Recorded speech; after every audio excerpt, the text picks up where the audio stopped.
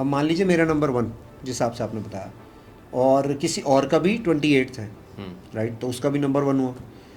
तो मेरे ऊपर जो इस नंबर 1 का इफेक्ट है और उसके ऊपर जो इफेक्ट है वो सेम होगा, और उसके हिसाब से क्या हम दोनों को सेम ही चीज़ें प्रॉब्लम आएगी, या सेम सक्सेस मिलेगा, या सेम तरीके की करियर में हम जाएंगे?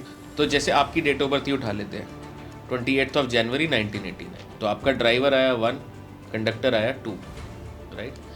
अब 28 जनवरी 1989 के अलावा जो 1 जनवरी 1989 को जिसका जन्म हुआ है, या 10 जनवरी 1989 को जिसका जन्म हुआ है, या 19 जनवरी 1989 को जिसका जन्म हुआ है, सबका मूलांक और भाग्यांक सेम है। Correct sir.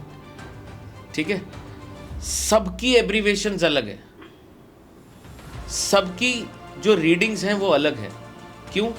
अब जो 1989 वाला है उसके पास सिंगल 2 आएगा जो आपके कंडक्टर से आता है।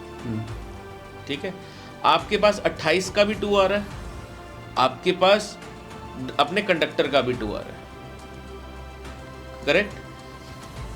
जो फर्स्ट को जिसका जन्म हुआ उसके पास भी सिंगल आ रहा है, जिसका 10th को हुआ उसके पास भी सिंगल आ रहा है, जिसका 19th को हुआ उसके पास भी सिंगल आ रहा है, जिसका 28th को हुआ उसके पास 2 आ रहे हैं।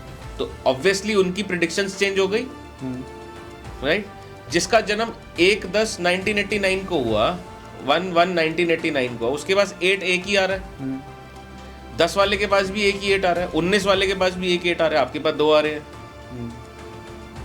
तो स्टडी दोनों की सबकी चेंज हो जाएगी।